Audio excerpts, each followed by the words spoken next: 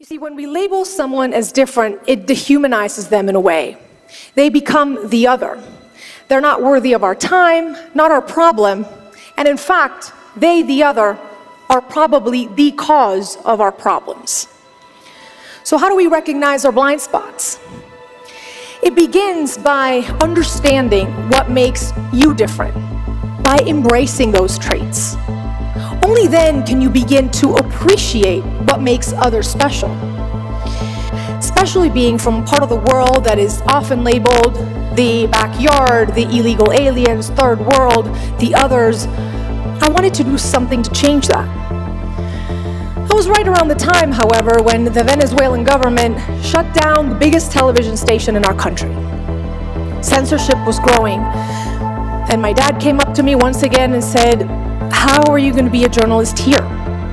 You have to leave." And that's when it hit me. That's what he had been preparing me for.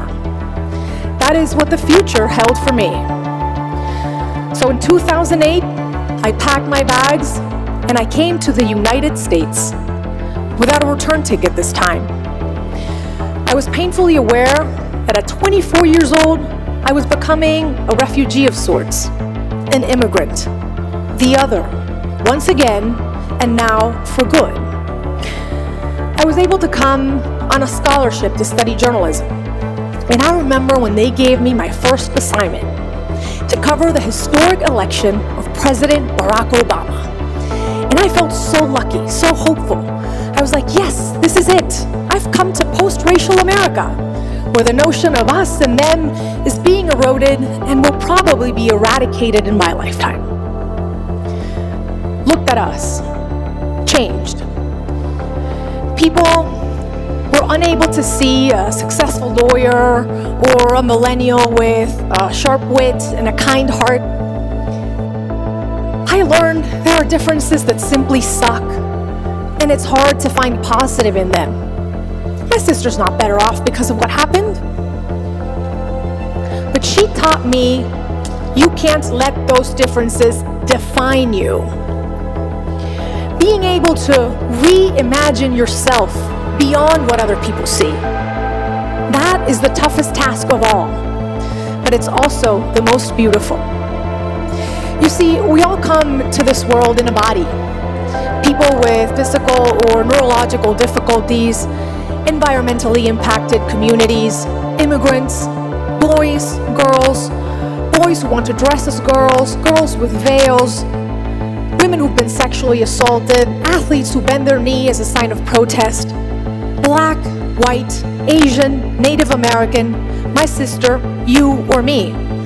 We all want what everyone wants, to dream and to achieve. But sometimes society tells us, and we tell ourselves, we don't fit the mold. Well, if you look at my story, from being born somewhere different, to belly dancing in high school, to telling stories you wouldn't normally see on TV. What makes me different is what has made me stand out and be successful. I have traveled the world and talked to people from all walks of life. And you know what I've learned? The single thing every one of us has in common is being human. So take a stand to defend your race, the human race. Let's appeal to it. Let's be humanists before and after everything else.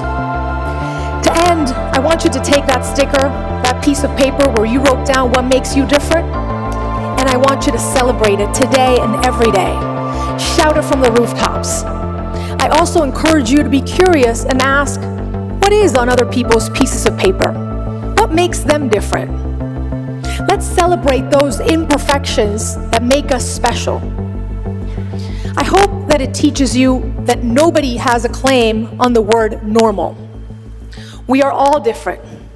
We are all quirky and unique, and that is what makes us wonderfully human. Thank you so much.